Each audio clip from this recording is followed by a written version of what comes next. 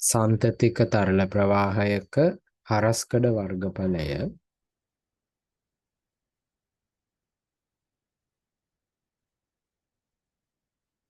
වර්ග සෙන්ටිමීටර 12ක් වන ස්ථානයක සන්තතික තරල ප්‍රවාහයක හරස්කඩ වර්ගඵලය වර්ග සෙන්ටිමීටර 12ක් වන ස්ථානයක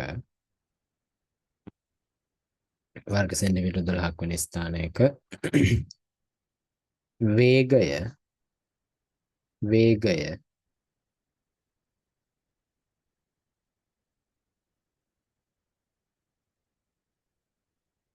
0.4යි ms ඍණයක වේ. වේගය 0.4යි ms ඍණයක වේ.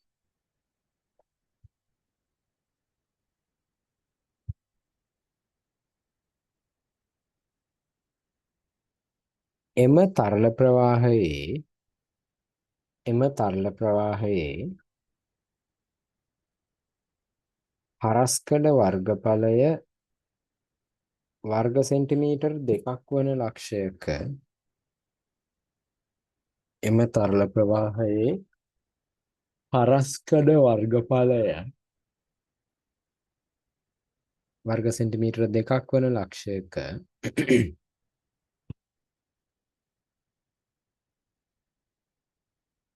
වර්ගඵලය වර්ග සෙන්ටිමීටර 2ක් වන ලක්ෂයක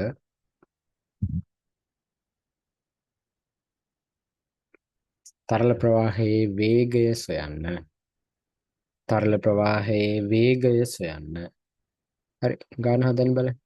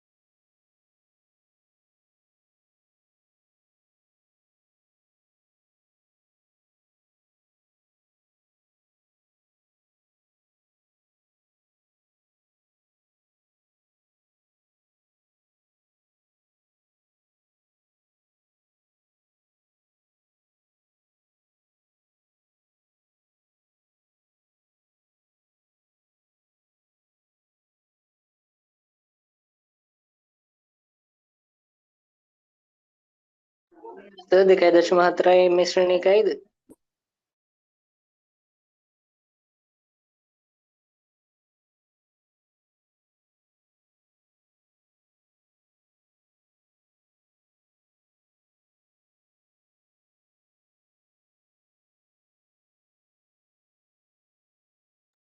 හරි බලමු හදලා.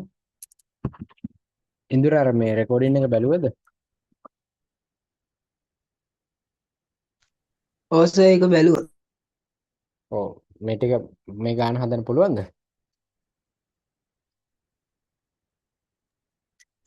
ඒක පොඩ්ඩක් සර් ආදේශ තමයි අවුල තියෙන්නේ. අර A1 B1 දැන් මේකේ දැන් ගානේ කියලා තියෙන්නේ මෙහෙමනේ රූපයක් ඇඳුවොත් මේ වගේ එන්නේ. දැන් හරස්කඩ 12ක් වෙන තැනක වේගය 0.4යි. මෙතන හරස්කඩ වර්ගඵලය 12යි. අපෙන් අහන්නේ හරස්කඩ වර්ගඵලය 2ක් වෙන තැනක වේගය කොච්චරක්ද කියලා. මෙතන හරස්කඩ වර්ගඵලය 2යි. ඒතර මේ එක පැත්තක තොරතුරු එක පැත්තකට ආදේශ කරනවා. අනිත් පැත්තේ තොරතුරු අනිත් පැත්තට ආදේශ කරනවා. හරස්කඩ වර්ගඵලය මම මුලින් 12යි කියලා ගන්නම්. ඒතර 12 තියෙන තැන වේගය 0.4යි. අපිට හොයන්න ඕන දෙක තියෙන තැන වේගය. ඒතර දෙක වැඩි කිරීම v2. V2 තමයි අහන්නේ. 12.4න් ගුණ කරාම 4.8යි. දෙපැත්තම දෙකෙන් බෙදෙනවා. 2.4යි ms ශ්‍රේණ 1. පැහැදිලිව හදන විදිහ.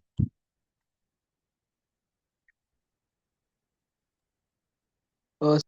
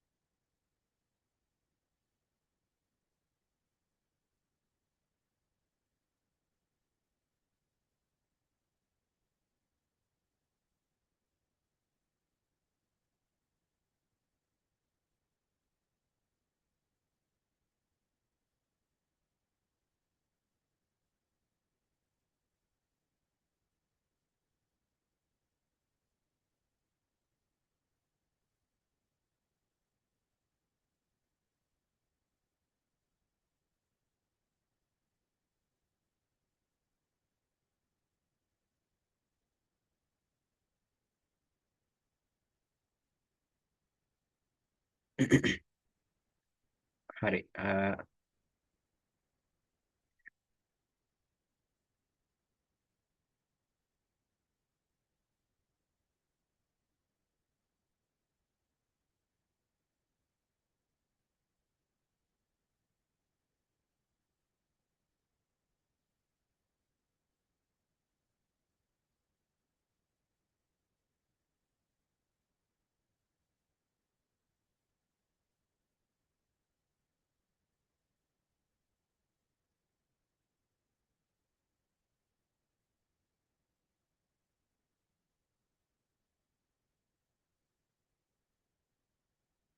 ඊළඟ ගාන මේ රූපය ඇඳ ගන්න.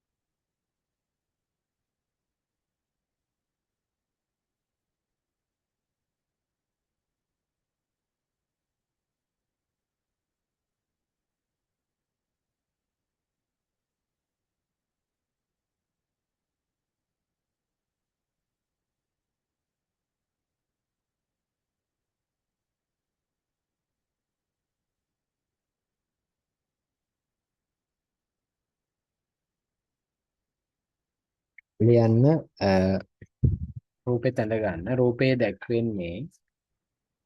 රූපේ දැක්වෙන්නේ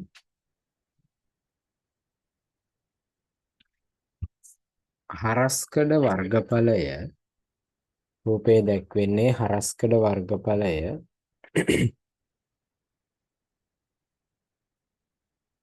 0.1යි වර්ග සෙන්ටිමීටර් වන හරස්කඩ වර්ගඵලය වර්ග සෙන්ටිමීටර 0.1 වන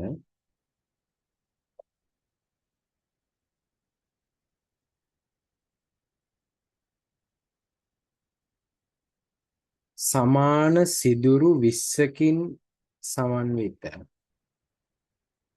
සමාන සිදුරු 20කින් සමන්විත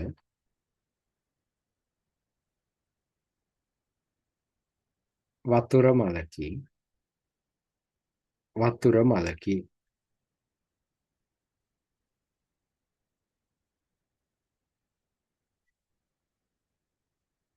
වතුර මලට ජලය ඇතුල් වන නලයේ වතුර මලට ජලය ඇතුල් වන නලයේ හරස්කඩ වර්ගඵලය වර්ග සෙන්ටිමීටර 4ක් වන අතර වර්ග සෙන්ටිමීටර 4ක් වන අතර එම නලය තුළ ජලයේ වේගය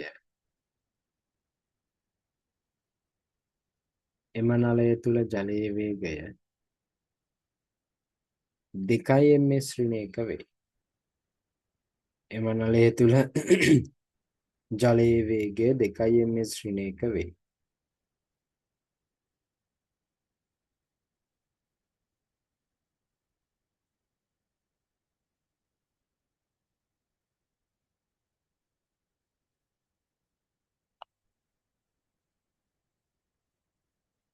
වතුර මලේ එක් සිදුරකින්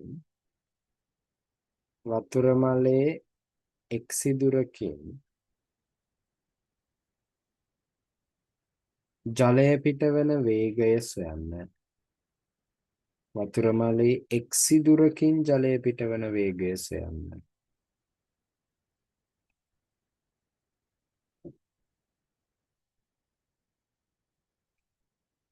හරි. ගාන පොඩ්ඩක් හිතන්න බලන්න. හිතලා හදන්න බලන්න.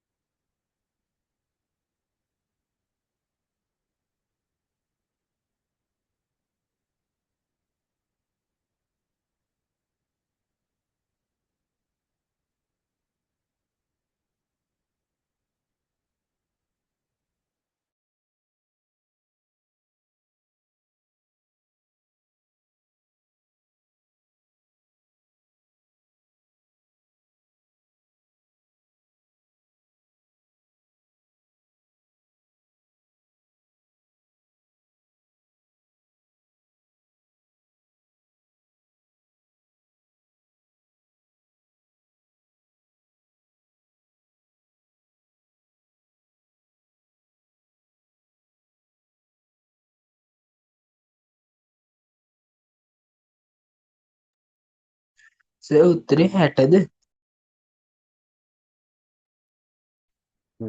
දන්නේ පොඩ්ඩක් බලන්න ඕනේ. හදලා බලමු.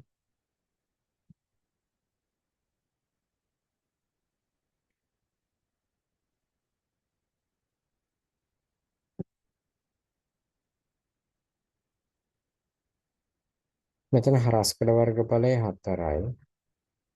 වේගය 2යි.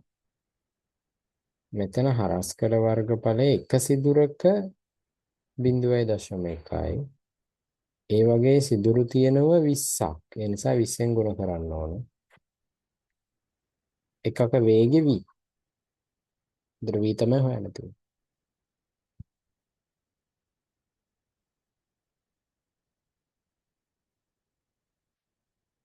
v සමානයි 4යි ms වෙන එක කියලා. අර හරස්කඩ වර්ගඵලය 20ෙන් ගුණ කරලා ගන්නයි සිදුරු ඔක්කොම වෙන්නගේ ජලය පිට වෙනවනේ. පැහැදිලිද? එක සැරේකට ඔක්කොගෙම ජලය ඔය පිට වෙනවා. 0.1 සෙන්ටිමීටර් මේ ඔයස 4 සෙන්ටිමීටරනේ. ඔව්. හා හා සර්. දෙකම වර්ග සෙන්ටිමීටර්. දෙපැත්තෙම එකම එකකේ තියෙනවා.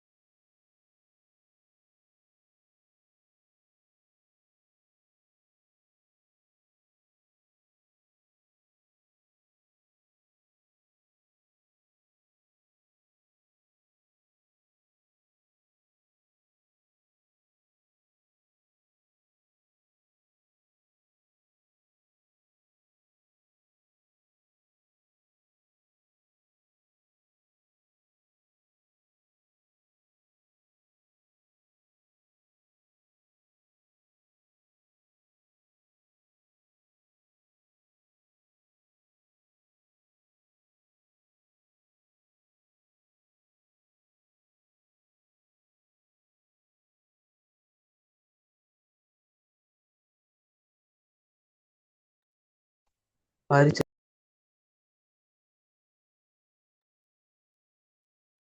හරි ඊළඟ අනුමාත්‍රිකාව ලියන්න.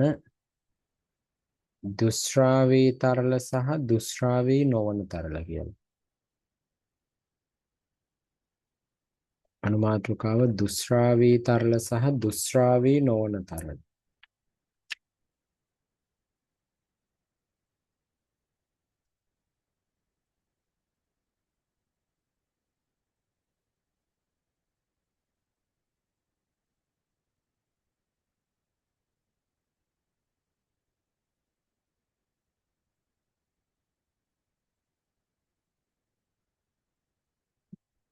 දුෂ්‍රාවී තරල සහ දුෂ්‍රාවී නොවන තරල.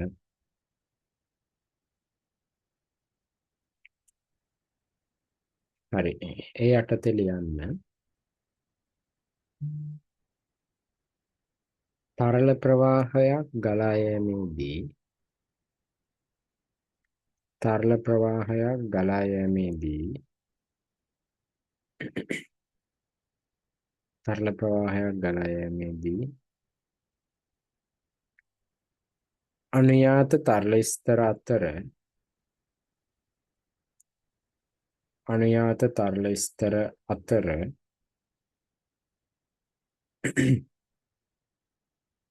හටගන්නා ඝර්ෂණ බල අනුයාත තරල ස්තර අතර හටගන්නා ඝර්ෂණ බල දුෂ්‍රාවී බල නමින් හඳුන්වයි. දුෂ්‍රාවී බල නමින් හඳුන්වයි.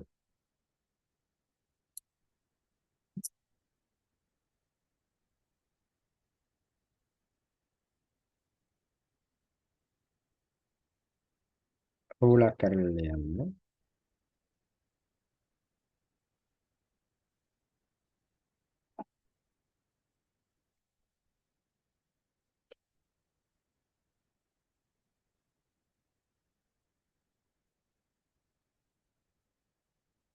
තරල ප්‍රවාහයක් ගලා යෑමේදී තරල ප්‍රවාහයක් ගලා යෑමේදී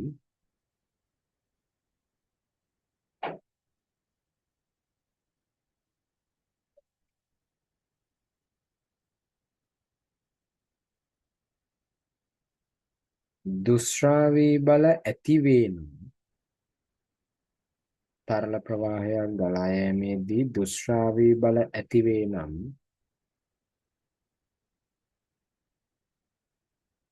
එම තරල ප්‍රවාහය එම තරල ප්‍රවාහය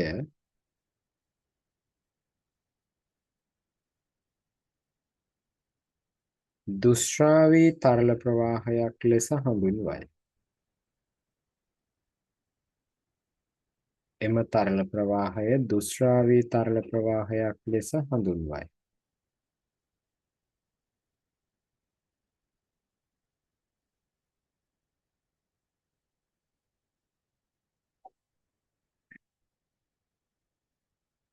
රුලක් කරලා වෙනම ලියන්න. තරල ප්‍රවාහයක් ගලා යෑමේදී තරල ප්‍රවාහයක් ගලා යෑමේදී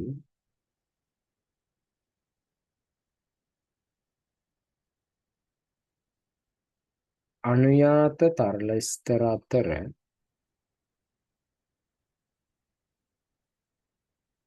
අනුයාත තරල ස්තර අතර දුෂ්‍රාවී බල ඇති නොවේ නම් දුෂ්‍රාවී බල ඇති නොවේ නම්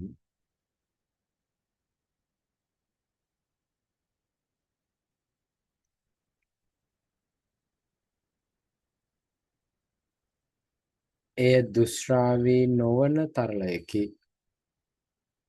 එය දුෂ්‍රාවී නොවන තරලයකි.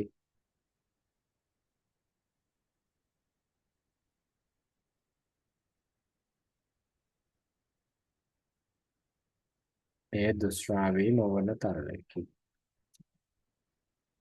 හරිද? ඒ කියන්නේ ද්‍රවයක් ගලාගෙන යද්දී ඒ ද්‍රව ස්තර අතර ඝර්ෂණ බල ඇති වෙනව නම් ඒක දුෂ්‍රාවී නොවන තරලයක්. ද්‍රවයක් ගලාගෙන යද්දී ද්‍රව ස්තර අතර ඝර්ෂණ බල ඇති වෙන්නේ නැත්නම් ඒක දුෂ්‍රාවී නොවන තරලයක්. ඒ දුෂ්‍රාවී බල කියලා කියන්නේ ද්‍රව ස්තර අතර ඇති වෙන ඝර්ෂණ බල. ද්‍රව ස්තර අතර ඇති වෙන ඝර්ෂණ බල තමයි දුෂ්‍රාවී බල කියලා කියන්නේ. පැහැදිලිද කියන එක තේරෙනවද?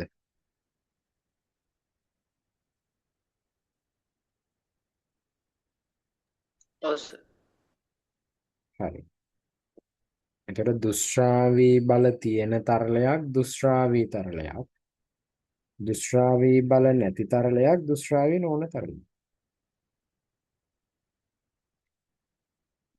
රූලක් කරලා වෙනම ලියන්න.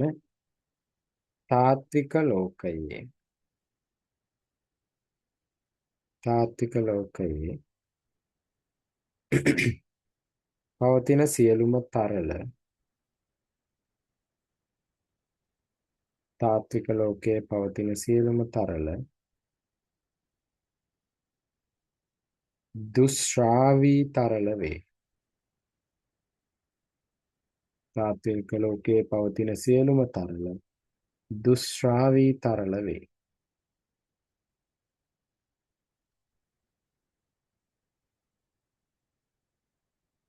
ඒ කියන්නේ දුෂ්‍රාවී නොවන තරල. ඒ කියන්නේ ඝර්ෂණ බල නැති තරල නෑ. ඒ උදාහරණයක් සුමට පෘෂ්ඨ නෑනේ ලෝකේ කොහෙවත්. ඒ වගේ තමයි දුෂ්‍රාවී නොවන තරලත් නැහැ ලෝකේ කොහෙවත්.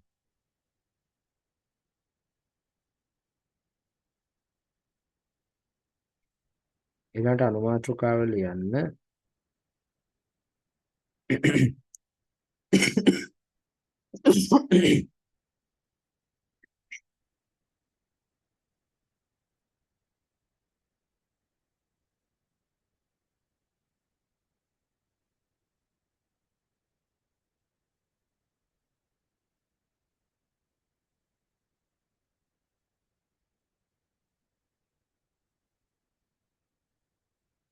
අනාකූල තරල ප්‍රවාහය සහ ආකූල තරල ප්‍රවාහය ඊළඟ අනුමාත්‍රකාව.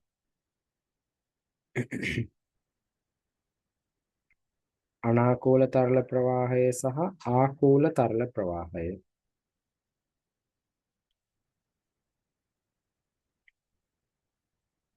අනාකූල තරල ප්‍රවාහය සහ ආකූල තරල ප්‍රවාහය.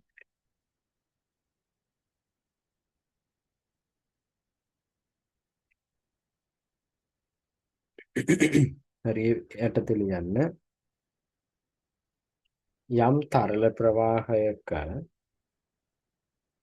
යම් තරල ප්‍රවාහයක යම් ලක්ෂයක් පසු කරන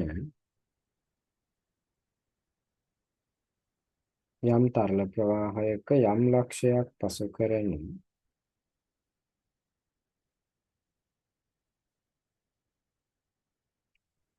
සෑම තරලාංශුවක්ම සෑම තරලාංශුවකම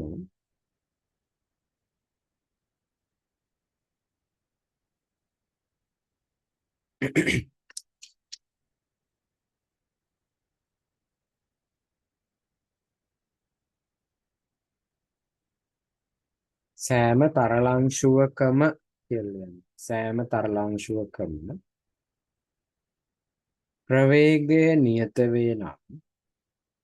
ප්‍රවේගය නියත වේ නම්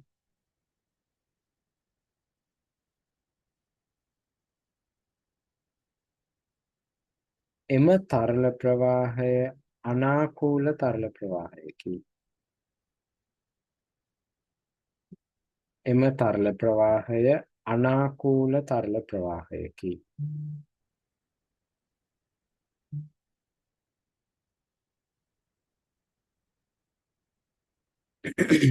එම තරල ප්‍රවාහය අනාකූල තරල ප්‍රවාහයකි. ඒ කියන්නේ මෙහෙම දැන් උදාහරණයක් මේ තියෙන්නේ මොන හරි තරල ප්‍රවාහයක කියන්නේ තරලයක් ගලාගෙන නලයක් කියලා හිතන්න. මේක අපි මේ වගේ මොන හරි ලක්ෂයක් සැලකුවොත් මේ ලක්ෂය හරහා දැන් මොහොතින් මොහොත ද්‍රවාංශු ගමන් කරනවනේ මේ ලක්ෂය හරහා. ඒතර මේ ලක්ෂය හරහා යන හැම ද්‍රවාංශුවකටම තියෙන්න ඕන එකම ප්‍රවේගය කියන එක තමයි ඔකෙන් කියන්නේ. අපි තු මෙතන යන්නේ 4 ms ඍණ 1 කියන වේගයෙන් කියලා. ඒතර මේ ඒ ලක්ෂය පසු කර යන හැම අංශුවකම වේගය ඒ ලක්ෂයේදී 4 ms ඍණ 1 වෙන්න ඕන. එහෙම වෙනවනම් ඒක අනාකූල තරල ප්‍රවාහයක්. පැහැදිලිද? ඒ කියන දේ පැහැදිලිද?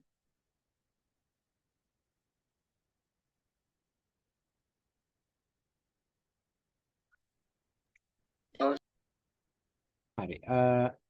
ඒකට රුලක් කරලා යන්න.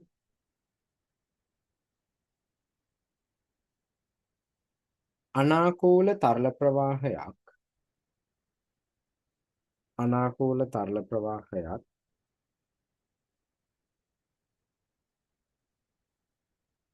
කැළඹිලි සහගත නොවන අතර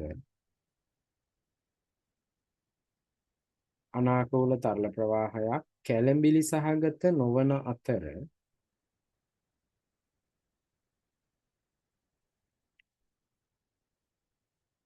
අඩු පීඩන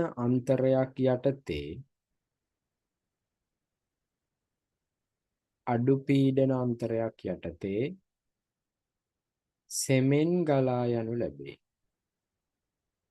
අඩු පීඩන අන්තරයක් යටතේ සෙමෙන් ගලා යනු ලැබේ.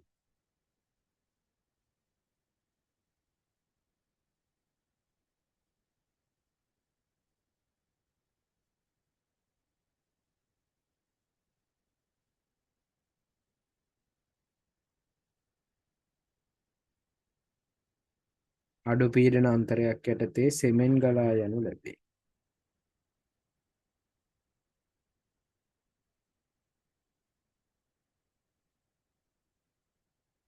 හරි.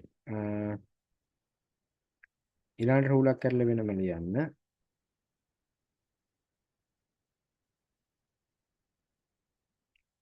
ආකූල තරල ප්‍රවාහයක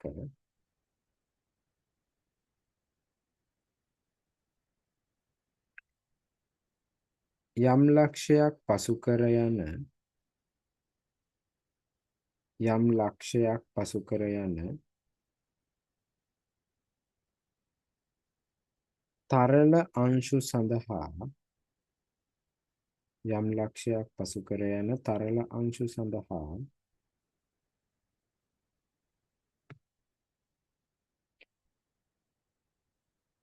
නියත ප්‍රවේගයක් නොමැති අතර නියත ප්‍රවේගයක් නොමැති අතර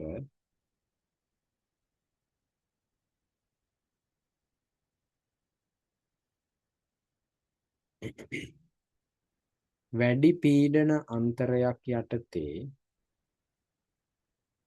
වැඩි පීඩන අන්තරයක් යටතේ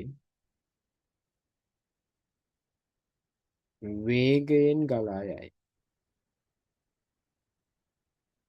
වැඩි පීඩන අන්තරයක් යටතේ වේගයෙන් ගලා යයි.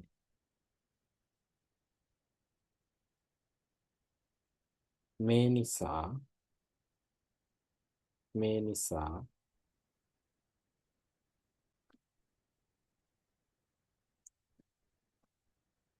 ආකූල තරල ප්‍රවාහයක් මේ නිසා ආකූල තරල ප්‍රවාහයක් කැළඹිලි සහගත මෙන්ම ഘോഷාකාරී වේ. කැළඹිලි සහගත මෙන්ම ഘോഷාකාරී වේ. කැළඹිලි සහගත මෙන්ම ഘോഷාකාරී වේ. හරි. ඒතර ඔය ආකූල තරල ප්‍රවාහයක් කියන්නේ නිකන් ඔය ටැප් එකක් හරියම් වගේ. ටැප් එකක් මැරියන් ඒකේ යම් ලක්ෂයක් පසු කරන තරල අංශුල වේග නියතයක් වෙන විදිහට එහෙම ගමන් කරන්නේ නැහනේ. ඒක වතුරට විසිරලා යනවනේ වේගෙන්. ඒ වගේම මේක ഘോഷාකාරීනේ. විවිධ දිශාවලට ද්‍රවංශු ගමන් කරනවා. ඒතර ඒ වගේ තරල ප්‍රවාහයකට කියන්නේ ආකූල තරල ප්‍රවාහයක් කියලා. අර නිකන් ඔය මොන හරි ඝනත්වයෙන් උකු බව වැඩි ද්‍රවයක් එම පැණි වගේ දෙයක් එම වක් කරනකොට වගේ තියෙන්නේ අනාකූල තරල ප්‍රවාහය. හරිද? ටැප් එකක් වගේ හරියන් එන්නේ ආකූල තරල ප්‍රවාහය. ඒ දෙකේ වෙනස තේරෙනවද එතකොට?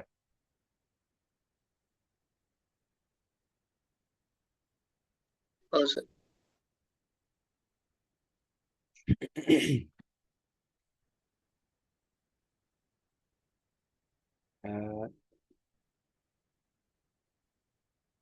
ලියන්න ඊළඟට අනුමාතෘකාව අනාකූල රේඛාව කියලා අනුමාතෘකාව දෙනවා.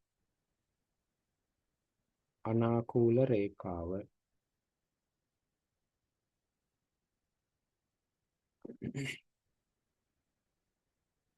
අනාකූල රේඛාව හරි. අනාකූල රේඛාව කියන කයට ලියන්න අනාකූල තරල ප්‍රවාහයක අනාකූල තරල ප්‍රවාහයක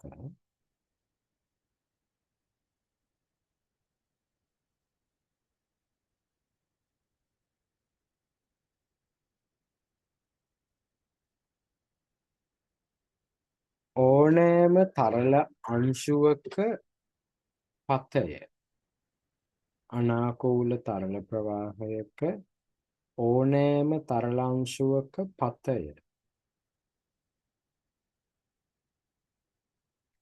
ඕනෑම තරලාංශුවක පතය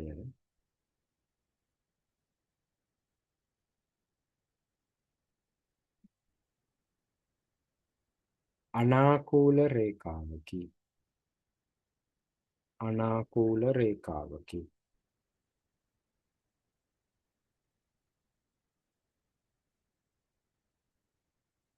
ඒ කියන්නේ අර අනාකූල තරල ප්‍රවාහයක ගමන් කරන තරලාංශුවක ගමන් මාර්ගය තමයි අනාකූල රේඛාවක් කියලා කියන්නේ.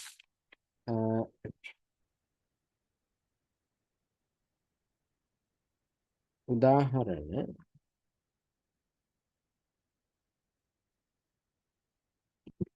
මේ කියන්නේ P කියන තරලාංශුවක් ගමන් කරන නැත්නම් P කියන තරල අංශුවක ගමන් මාර්ගය මේ තියෙන්නේ. එතකොට මේක අනාකූල රේඛාවක්.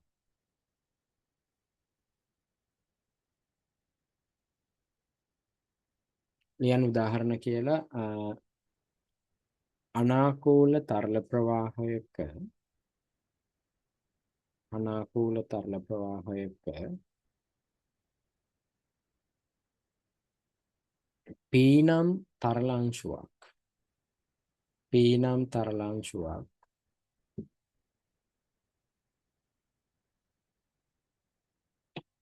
P නම් තරල අංශුවක අනාකූල තරල ප්‍රවාහයක P නම් තරල අංශුවක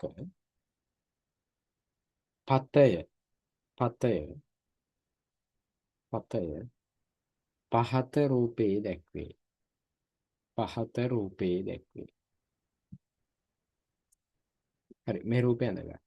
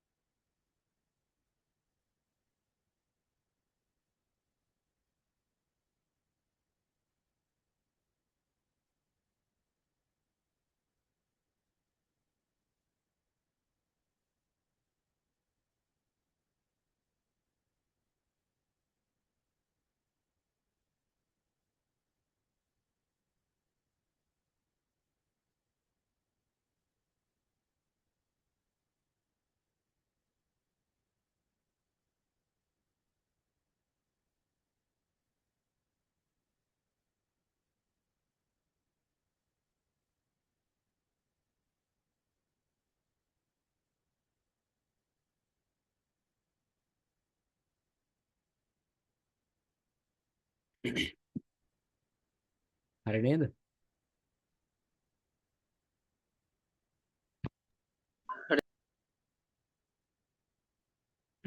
ඊළඟට ලියන්න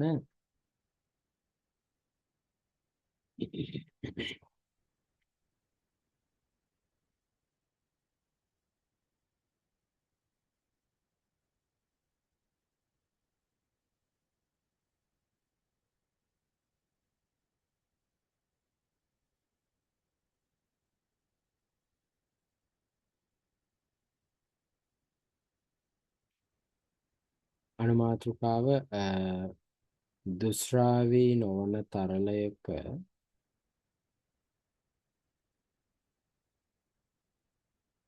නැත්නම් මේ එහෙම ලියන්න ඕනේ තරල ප්‍රවාහයක චාලක ශක්තිය කියලා ලියන්න.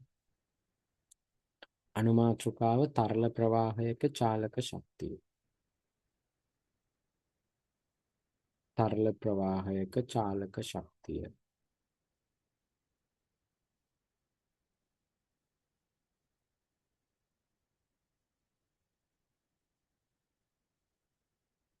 හරි. තරල ප්‍රවාහයක චාලක ශක්තිය කියන එක යටතේ ලියන්න.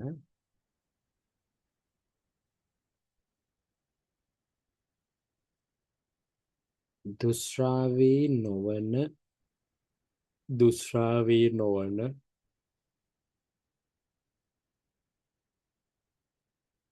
තරල ප්‍රවාහයක තරල ප්‍රවාහයක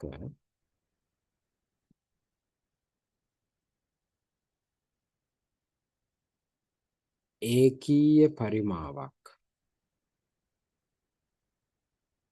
ඒකීය පරිමාවක් සලකමු ඒකීය පරිමාවක් සලකමු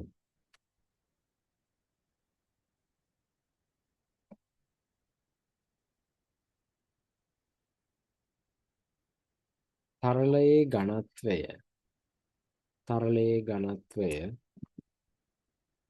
රෝවන අතර තරලයේ ඝනත්වය රෝවන අතර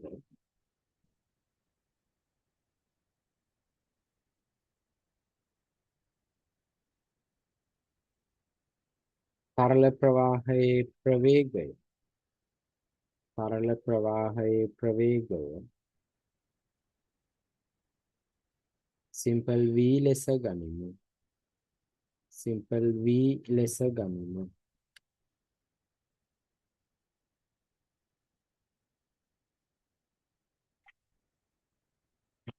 හරි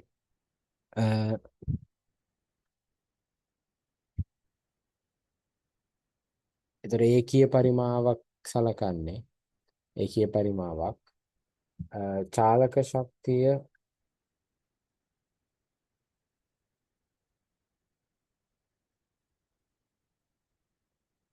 චාලක ශක්තිය EK නම් ඔය EK කියන කෙනා සමාන වෙනවා භාගයයි mv වර්ගට චාලක ශක්තියේ සූත්‍රය ඕකනේ භාගයයි දැන් මේ තරල ප්‍රවාහයට මම දානවා ඝනත්වය සමානයි ස්කන්ධයේ බෙදීම පරිමාව කියන සූත්‍රය මේ තරල ප්‍රවාහයේ ඝනත්වය රෝ ස්කන්ධය තමයි මම හොයන්න යන්නේ පරිමාව එකයි නේකීය පරිමාවක්නේ සලකන්නේ ඒ නිසා පරිමාව එකයි. ඒතර එක රෝගෙන් ගුණ වුණාට පස්සේ රෝ කියලා එනවා. ඒතර රෝ සමානයි m කියලා එනවා. ඒ කියන්නේ ඒකීය පරිමාවක් සැලකුවම ඝනත්වයයි ස්කන්ධයයි සමානයි. ඒ නිසා මම මේ සූත්‍රයේ ස්කන්ධයේ වෙනුවට ඝනත්වය කියලා ආදේශ කරනවා. ඒ දෙන්න සමානයි. ඒකීය පරිමාවක චාලක ශක්තියනේ මම මෙලියන්නේ. තරල ප්‍රවාහයේ ප්‍රවේගය v වර්ග. එතනින් එනවා චාලක ශක්තිය සමානයි භාගයයි රෝ v වර්ග කියන. මේන්නේ තරල ප්‍රවාහයක ඒකීය පරිමාවක චාලක ශක්තිය. තරල ප්‍රවාහයක ඒකීය පරිමාවක චාලක ශක්තිය තමයි මේ ලැබිලා තියෙන්නේ. ඒක ගත්ත විදිය තේරුණාද? පැහැදිලිද ඒක ආපු විදිය? හරි. මේක ලියාගන්න.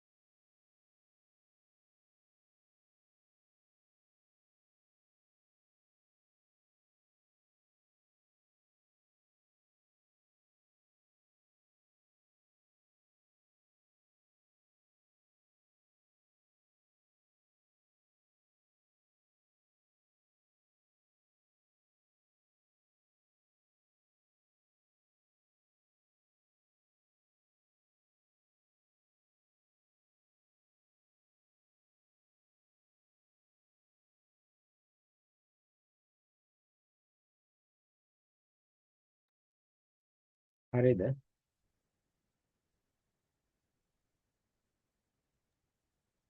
ඕ හරි හරි ඊළඟට අනුමාත්‍රිකාව ලියන්න.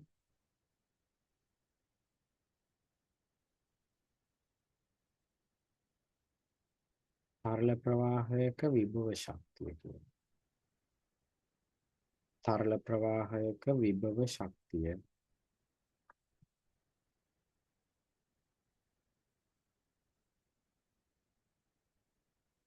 හරි ඒ යටතේ ලියන්න දුෂ්‍රාවී නොවන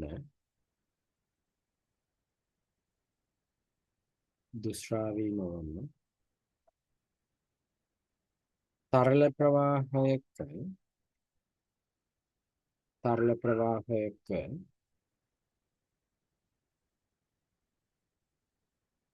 ඒකීය පරිමාවක්. දුෂ්‍රාවී නොවන තරල ප්‍රවාහයක ඒකීය පරිමාවක්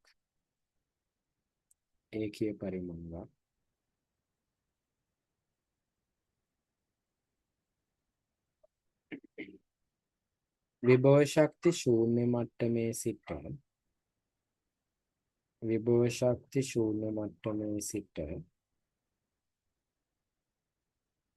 ශක්ති ශූන්‍ය මට්ටමේ සිට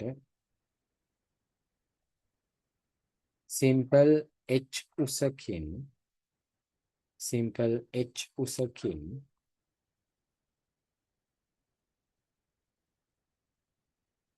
පිහිටන අවස්ථාවක් සලකමු. සිම්පල් H උසකින් පිහිටන අවස්ථාවක් සලකමු.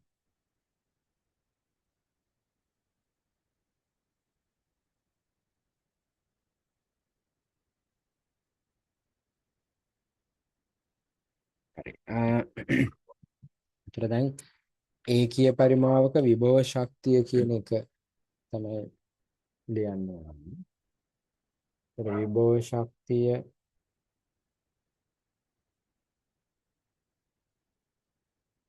EP නම් අපි දන්නවා EP සමාන වෙන්නේ mgh ට. දැන් මේකේ අපිට විභව ශක්තිය ස්කන්ධ වෙනකොට අපිට ඝනත්වය ආදේශ කරන්න පුළුවන් මේකට. මොකද ඒකීය පරිමාවක් සලකන නිසා ස්කන්ධයයි ඝනත්වයයි සමානයි. ගුරුත්වාකර්ෂණ වෙනසක් වෙන්නෙත් නැහැ, උසේ වෙනසක් වෙන්නෙත් නැහැ. එතනින් එනවා ඒකීය පරිමාවක තරල ප්‍රවාහයක ඒකීය පරිමාවක විභව ශක්තිය හොයන සූත්‍රයක් ρgh කියලා. මේකත් ලියන්න. ρgh.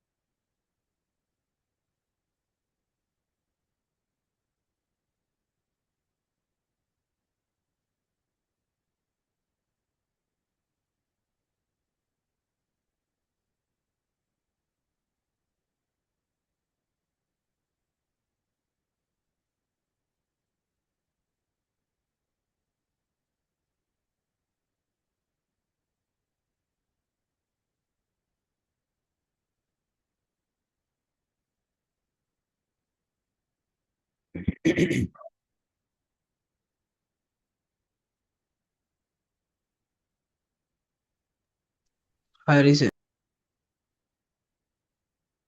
හරි.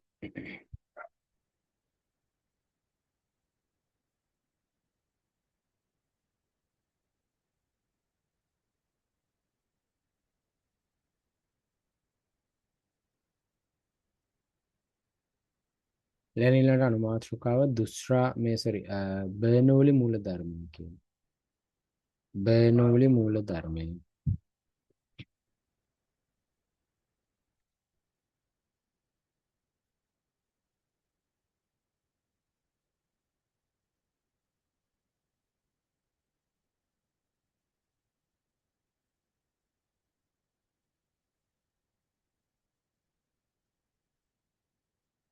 බර්නූලි මූල ධර්මය.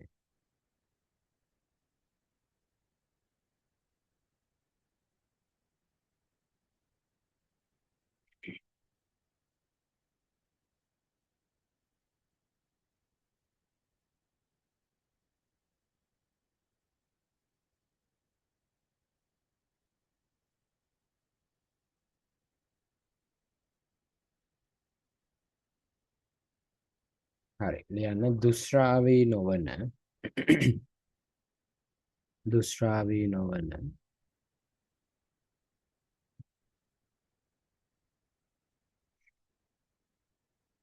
අසම්පීඩ්ඩ තරලයක අසම්පීඩ්ඩ තරලයක දුෂ්‍රාවී නොවන අසම්පීඩ්ඩ තරලයක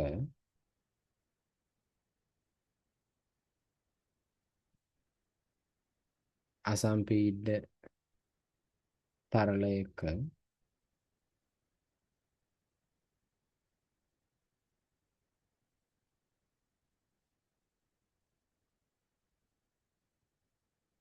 අනවරත තත්ත්වයේ පවතින අනවරත තත්ත්වයේ පවතින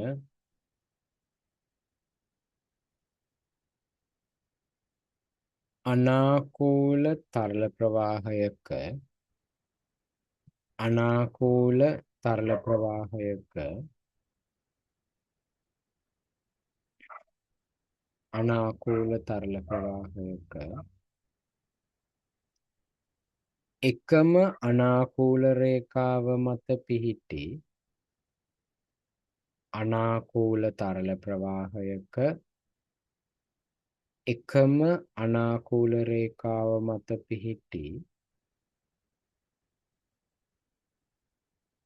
එකම අනාකූල රේඛාව මත පිහිටි ඕනෑම ලක්ෂයක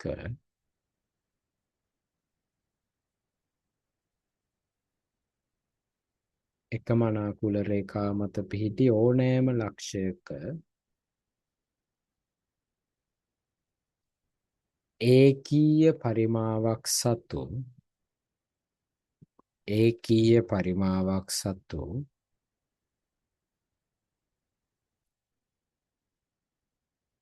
පීඩනය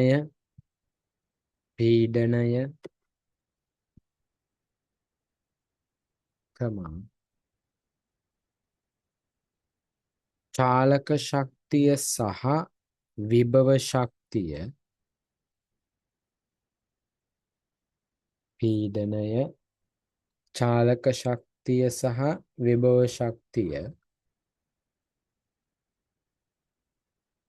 පීඩනය චාලක ශක්තිය සහ විභව ශක්තියේ එහෙම එනවා පීඩනය චාලක ශක්තිය සහ විභව ශක්තියේ එකතුව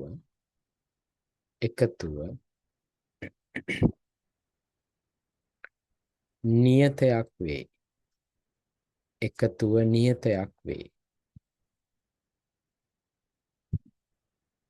එකතුව නියතයක් වේ හරි ඔක තමයි බර්නූලි මූලධර්ම ඕක මම සමීකරණයක් විදිහට ලියන්නම් මේ තියෙන අනාකූල තරල ප්‍රවාහයක් ගලාගෙන යන නලයක්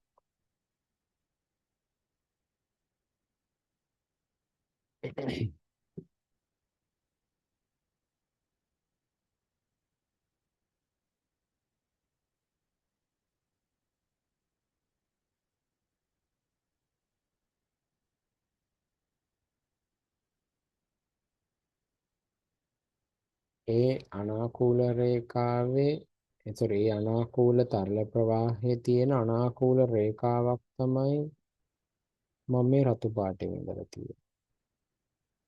එතකොට මේ අනාකූල රේඛාවේ ඔතන මෙහෙම මේ සමීකරණයට කලින් ඔයා මේ කියන්නේ මේකට කලින් මෙන්න මෙහෙම ලියලා මේ එතන දාගන්න දැන් ඔය මේ මූලධර්ම කියන්නේ බර්නූලි මූලධර්මයේ ඕනම ලක්ෂය කියන්නේ අර ඔය කියන කන්ඩිෂන් ටික තියෙන අනාකූල රේඛාවක ඕනම ලක්ෂයක පීඩනයේ හරිද මම කියන්නේ ඉස්සෙල්ලා ලියන්න බර්නෝලි සමීකරණයෙන් කියන්නේ නැත්නම් බර්නෝලි මූලධර්මයෙන් කියන්නේ පීඩනය ධන චාලක ශක්තිය ධන විභව ශක්තිය සමානයි නියත කියලානේ.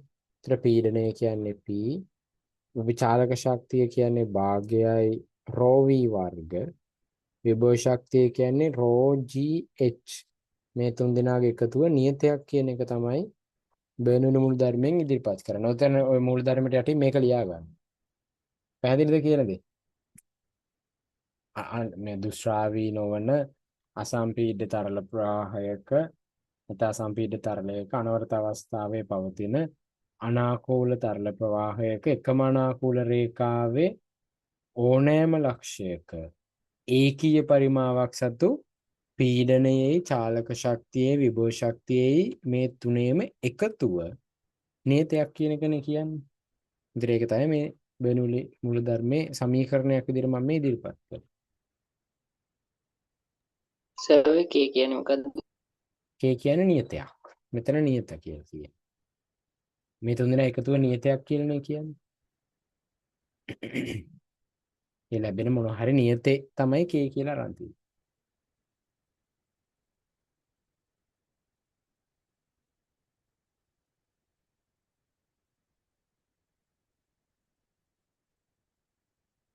පැහැදිලිද ඒක?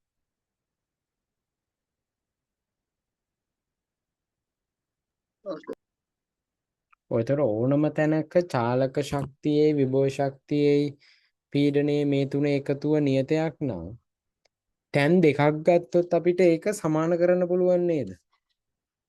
එකිනෙකට වෙනස් ලක්ෂ දෙකක් ගත්තොත් දැන් මම ඕක ඔය සමීකරණ පොඩ්ඩක් වෙනස් විදියට ගණන් හදන්දි භාවිතා කරන්න තත්වෙට මම ගන්නවා. ඒක මෙහෙමයි කරන්නේ.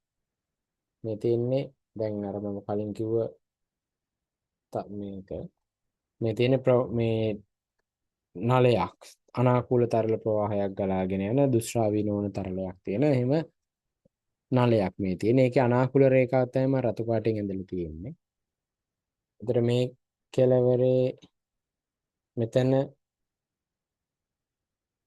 මේ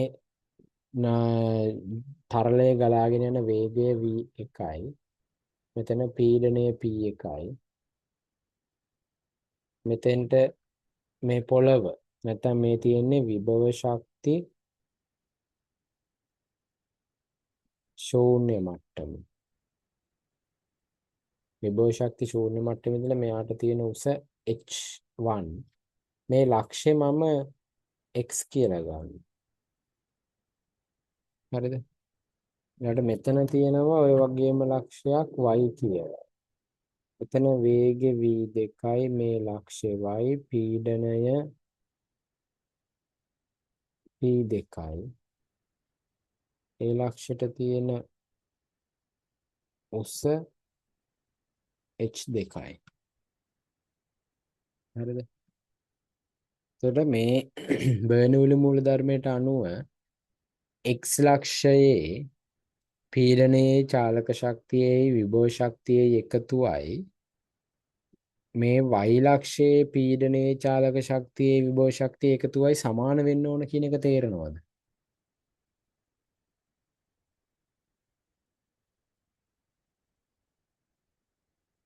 ඒ කියන්නේ මම එහෙම නැත්තම් මේකයි මම ප්‍රකාශනයක්ම ලියන්නම්.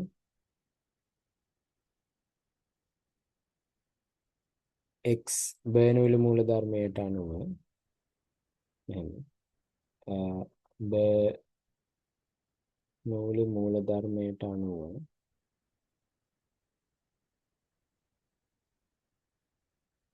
x ලක්ෂයේ පීඩනය ධන චාලක ශක්තිය ධන විභව ශක්තිය සමානයි නියත. එහෙම වෙන්න ඕනනේ බර්නෝලි මූලධර්මයට අනුව. ඒතර x ලක්ෂ පීඩනය p1යි චාලක ශක්තිය භාගයයි රෝ මෙතන වේගෙ v1නේ v1 මේ ඒ ඝනත්වය රෝ v1 වර්ගය විභව ශක්තිය කියන්නේ රෝ gh රෝ g මෙතන h කියන්නේ h1 සමානයි නියත. ඒක k වෙන්න ඕන නේද? කොහොමනේ? හරිද? ඔය තියෙන්නේ x ලක්ෂයට බර්නූලි මූලධර්මයේ දීවන් එන ප්‍රකාශනය. ඔය විදිහටම බර්නූලි මූල ධර්මයට අනුව y ලක්ෂයේ පීඩනය දන චාලක ශක්තිය දන විභව ශක්තිය සමානයි නියත. ඒතර b ලක්ෂයේ මේ y ලක්ෂයේ පීඩනය p2යි.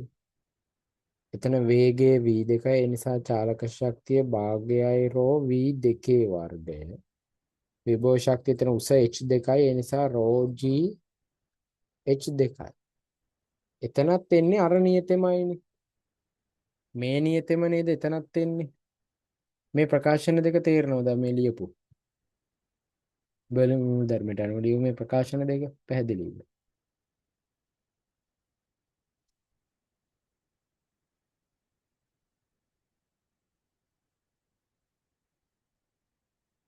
ඒක මොන හරි ගැටලුවක් තියෙනවා කිය. ඔව්. හරි. එතකොට බර්නෝලි මූල ධර්මයෙන් කියන්නේ මේ ඕනම ලක්ෂයක හරිද? ඕනම ලක්ෂයක මේ තුන් දෙනාගේ එකතුව නියතයක් කියලානේ. ඒ කියන්නේ මේ වගේ වෙනස් ලක්ෂ දෙකක් ගත්තොත් මේ ලැබිලා තියෙන මේ ප්‍රකාශන දෙක සමාන වෙන්න ඕන නේද? මේ ප්‍රකාශන දෙකේ දකුණු පැති දෙක සමානයිනේ. ඒ කියන්නේ වම් පැති දෙක සමාන වෙන්න ඕන. මේක එක ප්‍රකාශනයේ මෙයා දෙක ප්‍රකාශනය කියලා ගත්තොත් මේ 1 2යි සමානයි. මේ දෙන සමාන කරාම එන්නේ p1 ධන භාගයයි rho v1 වර්ග ධන rho gh1 සමානයි p2 ධන භාගයයි rho v2 වර්ග ධන rho gh2 කියන්නේ. ඒතර මේක තමයි බර්නූලි සමීකරණය. ඒ සමීකරණ අපිදී තේරෙනවද නැත්නම් මොන හරි ගැටලු තියෙනම් කියන්න.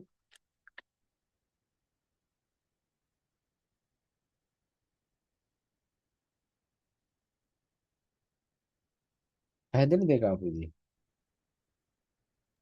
පැහැදිලි. හරි. මේ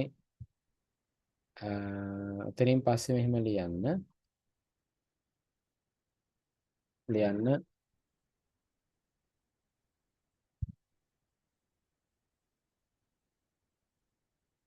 බර්නූලි මූලධර්මය අනුව හැසිරෙන්න බර්නූලි මූලධර්මයට අනුකූලව හැසිරෙන්න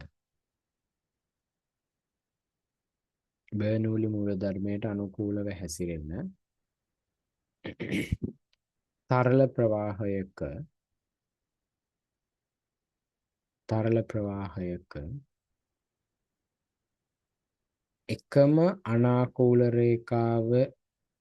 එකම අනාකූල රේඛාව මත පිහිටි x සහ y ලක්ෂ දෙකක් සලකමු. එකම අනාකූල රේඛාව මත පිහිටි x සහ y ලක්ෂ දෙකක් සලකමු. x සහ y ලක්ෂ දෙකක් සලකමු. හරි. මේ රූප සටහන ඇඳගෙන මේ ටික ලියාගන්න.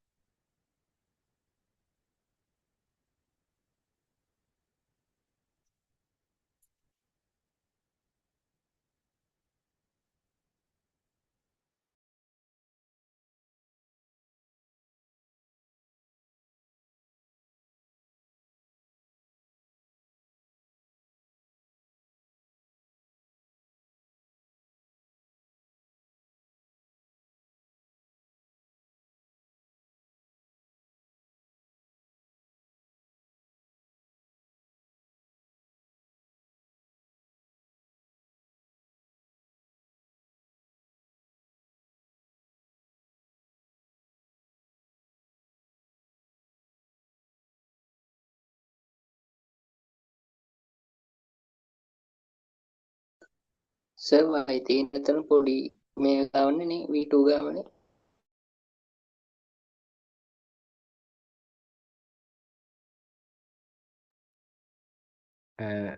ආයි කියනවද? ඔය මේ Y තියෙන නිසා මේ මෙතන මේ ඔය මෙතන V2 V2 ගාව. ගාවනේ නේ. ඔය මෙතන. ආ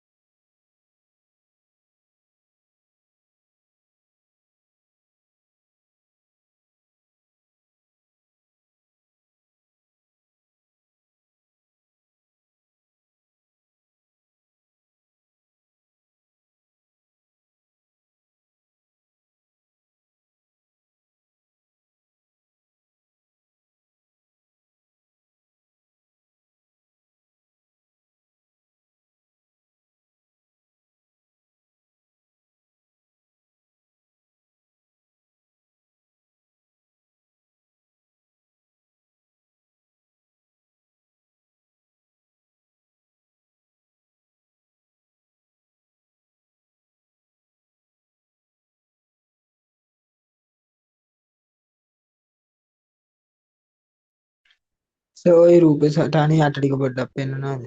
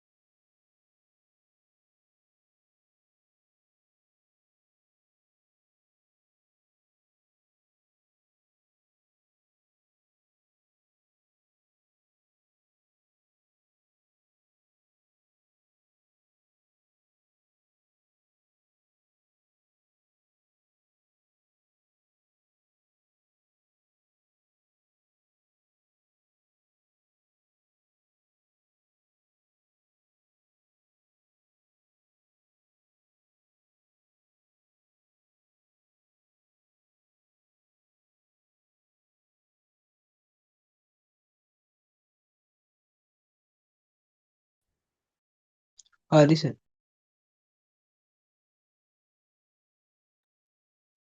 හරි ඊළඟට මේකෙම එකම තිරස් මට්ටමේ පිහිටි කියන්නේ එකම අනාකූල රේඛාවේ එකම තිරස් මට්ටමේ පිහිටි ලක්ෂ දෙකක් සැලකුවොත් මේ උස වෙනසක් නැති වෙනව නේද දෙපැත්තේ? එකම තිරස් මට්ටමේ නම් මේ පැත්තේ උසයි මේ පැත්තේ උසයි සමාන වෙනවා කියන එක තේරෙනවද? මේ ලක්ෂ දෙක එකම මට්ටමේ තිබ්බොත් දෙපැත්තේම උසවල් සමාන වෙන්න ඕනනේ. පැහැදිලිද කියලාද? හරි රූලක් කරලා වෙනම ලියන්න. ඉහත x සහ y ලක්ෂ ඉහත x සහ y ලක්ෂ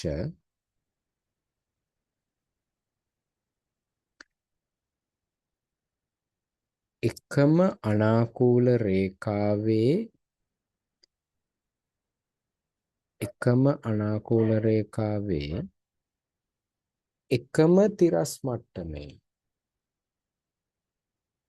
එකම අනාකූල රේඛාවේ එකම තිරස් මට්ටමේ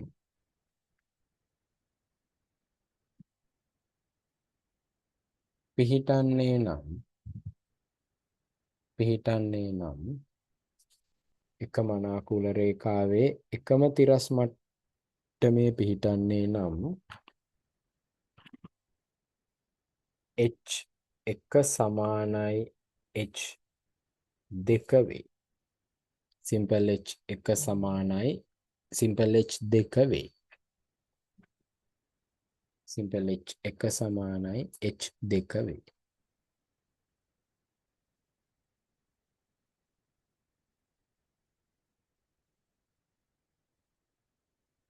හරි ඊළාට බලා ගන්න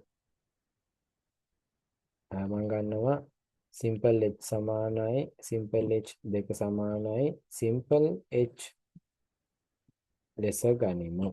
හරි එතන දැන් අපේ සමීකරණේ තියෙන්නේ p1 ධන භාගයයි ρv1 වර්ග ධන ρgh සමානයි p2 ධන භාගයයි ρv2 වර්ග ධන ρgh2. හරිද? දැන් උස සමානයිනේ දෙපැත්තෙම උස සමානයි. එතකොට h1 උයි h2 උයි සමානයි. මම h1 h2 දෙන්න වෙනකොට h කියලා අරගෙන තියෙනවා. ඒතර මම ඒක ආදේශ කරනවා මේ සමීකරණයට.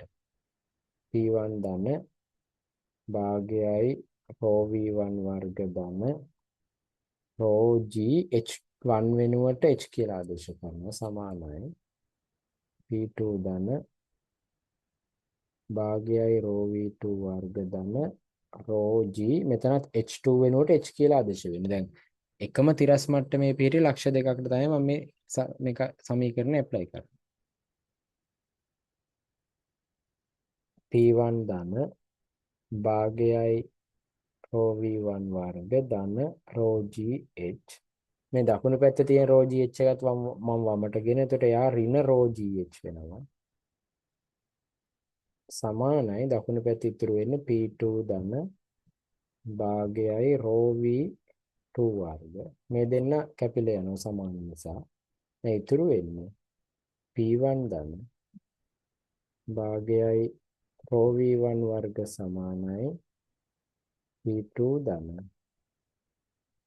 භාගයයි රෝ V2 වර්ග කියන පද දෙක විතරයි. ඉතින් මේ සමීකරණ භාවිතා කරලා තමයි අපිට ගණන් හදන්න තියෙන්නේ. මෙතනින් පස්සේ එකම තිරස් මට්ටමේ පිහිටි ලක්ෂ දෙකක් සඳහා බර්නෝලි සමීකරණ අපිට ලියන්න පුළුවන් මේ විදිහට P1 ධන භාගයයි රෝ V1 වර්ග සමානයි P2 ධන භාගයයි රෝ V2 වර්ග කියලා. ඉතින් මේක තමයි අපි පාඩම් කරගන්න ඕන සමීකරණේ. අර මෙතන මේ පැත්ත ලියුව මේ දිග සමීකරණෙත් මතක තියෙන්න ඕන. ඒකත් මතක තියෙන්න ඕන. ගණන් හදන්න තියෙන්නේ මේ සමීකරණ. මේ සමීකරණ ගත්ත විදිය තේරුණාද? අර සමීකරණයෙන් කියන්නේ මේ ටික තනියෙන් කරන්න පුළුවන් වෙන්න ඕන. මේක විභාගෙටත් අහලා තියෙනවා. මේ එකම තිරස් මට්ටමේ පිහිටි ලක්ෂ දෙකක් වුණොත් මේ දෙපැත්තේ උසවල් දෙක සමාන වෙනවා. ඒ නිසා ඒ දෙන්නටම එකම සංකේතයක් ආදේශ කරලා එයා කපලා දාලා මේ පද දෙක ගන්න පුළුවන් වෙනවා. පැහැදිලිද ඒක? ඔව් සර්. හරි. මේක ලියාගන්න. සේක පොඩ්ඩක් එයා දෙන්න පුළුවන්ද? ලියාගන්න. උතර මම ආයෙ කියලා දෙන්න. ලියාගත්තට පස්සේ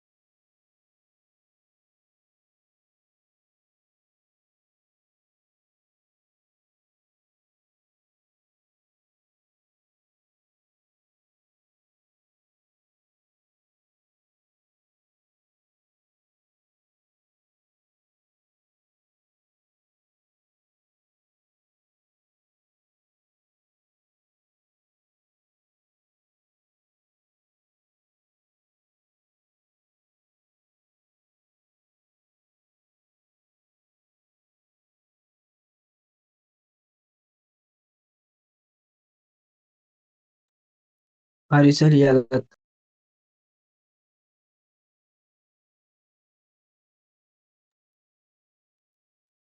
හරි. මේක මේ ගත්තේ මේ අර මීට කලින් අපි කතා කර x කියන ලක්ෂයයි y කියන ලක්ෂයයි එකම මට්ටමේ තිබ්බොත් එකම තිරස් මට්ටමේ තියෙනව නම් ඒ ලක්ෂ දෙකට තියෙන උසවල් සමාන වෙනවනේ h1 h2යි. පැහැදිලිද? ඒතර මේ සමීකරණ මේ ලියලා තියෙන්නේ අපි x ලක්ෂයේ y ලක්ෂයේ මේ කෙනකට වෙනස් පිහිටීම් දෙකක් උසවල් දෙකකින් තියෙනවා කියන මේ සමීකරණය ගත්තේ. දැන් අපි උපකල්පනය කරනවා කියන්නේ දැන් කියන්නේ මෙහෙම අපිට ඇත්තටම ගණන් හදන්න තියෙන්නේ එකම මට්ටමේ තියෙන ලක්ෂවලට. ඒතර එකම මට්ටමේ ලක්ෂ වුණාන් පස්සේ යාළගේ විභව ශක්ති සමාන වෙනවනේ. එකම මට්ටමේ නම් මේ ලක්ෂ දෙක තියෙන විභව ශක්ති සමානයි. ඒකයි මම මේ ඒ උසවල් සමාන නිසානේ එහෙම වෙන්නේ. ඒ නිසා තමයි මම මේ h1 h2 h කියලා ගත්තේ. තනි සංකේතයක් ගත්තේ. මොකද මේ දෙපැත්තේ උසවල් සමානයි. මේ දෙන්න එකම තිරස් මට්ටමේ ලක්ෂ දෙකක් නම්. එතකොට මේ බලන්න දකුණු වම් පැත්තේ එන විභව ශක්තියයි දකුණු පැත්තේ එන විභව ශක්තියයි එකම උත්තරේ එන්නේ. ඒ නිසා තමයි මෙයා වම් පැත්තට ආවට පස්සේ මෙයත් එක කැපිලා ගියේ. ඒ කියන්නේ එකම තිරස් මට්ටමේ තියෙන ලක්ෂවල විභව ශක්ති සමාන නිසා අපිට මේකේ විභව ශක්තිය සලකන්න අවශ්‍ය නැහැ. චාලක ශක්තියේ පීඩනයේ එකතුව විතරක් ගත්තා නම් ඇති. මොකද අර පද දෙක දෙපැත්තේ කැපිලා යනවා කොහොම ආදේශ කරා. තේරෙනවද? ඒ විදිහට තමයි මේ සමීකරණය ආවේ. සර් එතකොට ඔක මේ විස්තර කරන්නේ නැහැනේ සූත්‍රෙන්නේ අපිට ගණන් හදන්න තියෙන්නේ. ඔව් සූත්‍රයෙන් ගණන් හදන්න තියෙන දැන් මේ කරපු ටික කරන්න පුළුවන් වෙන්න ඕන තනියෙන්.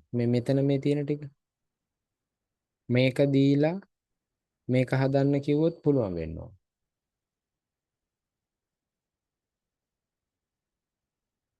මොකුත් නෑ h1 h2 වෙනුවට h කියලා දෙපැත්තෙම ආදේශ කරනවා. ආදේශ කළ මේ පදේ වමට ගිහිල්ලා එක කපලා දානවා. ඊට පස්සේ ඊතුරු පද ටික ලියනවා. එච්චරයි නේ තියෙන්නේ. පියවර දෙකයි ලියන්න තියෙන්නේ. පුළුවන් නේ.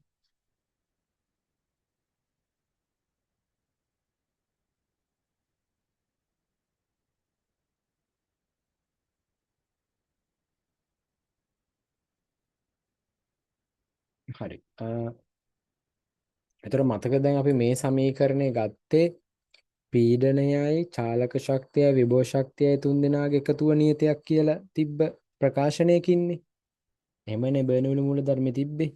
දැන් එතකොට මේ සමීකරණයට අනුව අපිට කියන්න වෙන්නේ එකම තිරස් මට්ටමේ පිහිටි ලක්ෂවල පීඩනයේ චාලක ශක්තියේ එකතුව නියතයක් කියලා. ඔතනින් පස්සේ ලියන රූලක් කරලා වෙනම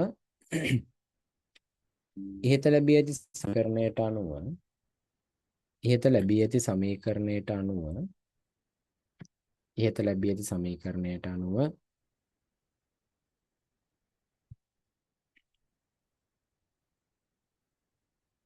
බර්නෝලි මූලධර්මයට අනුව හැසිරෙන බර්නෝලි මූලධර්මයට අනුව හැසිරෙන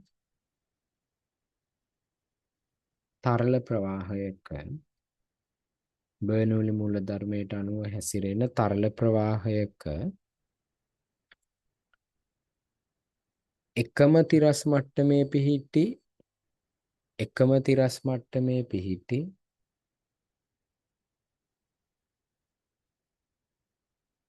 ඕනෑම ලක්ෂයක එකම තිරස් මට්ටමේ පිහිටි ඕනෑම ලක්ෂයක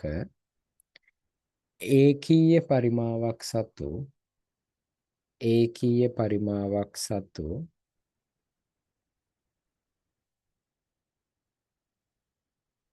පීඩනය සහ චාලක ශක්තියේ එකතුව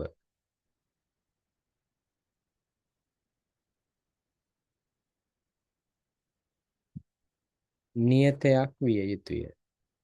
පීඩනය සහ චාලක ශක්තියේ එකතුව නියතයක් විය යුතුය.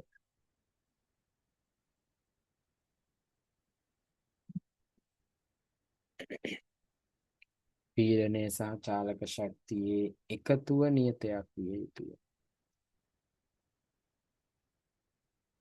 මේ සමීකරණයට අනුව තමයි එහෙම කියන්නේ. ඇයි ඕනම ලක්ෂ දෙකක පීඩනයේ චාලක ශක්තිය එකතු සමාන වෙනවා කියන්නේ. ඒක තේරුම තමයි එකම තිරස් මට්ටමේ පිහිටි ලක්ෂවල පීඩනයේ චාලක ශක්තිය දෙන්නේගේ එකතුව නියතයක් කියන එක. ඒකයි පීඩනයේ චාලක ශක්තියයි සමාන මේක ලියාගන්න. පීඩනයේ ධන චාලක ශක්තිය සමානයි නියත කියලා මෙහෙම ආදේශ කරගන්න.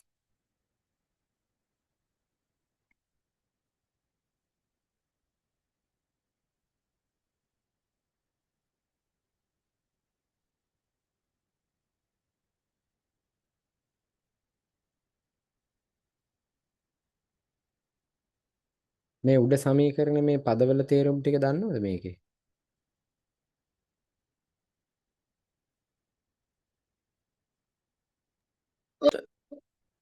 දැන් P1 P2 කියලා කියන්නේ පීඩන. රෝ කියලා කියන්නේ මේ තරලයේ ඝනත්වය. V1 V2 කියලා කියන්නේ ප්‍රවේගය.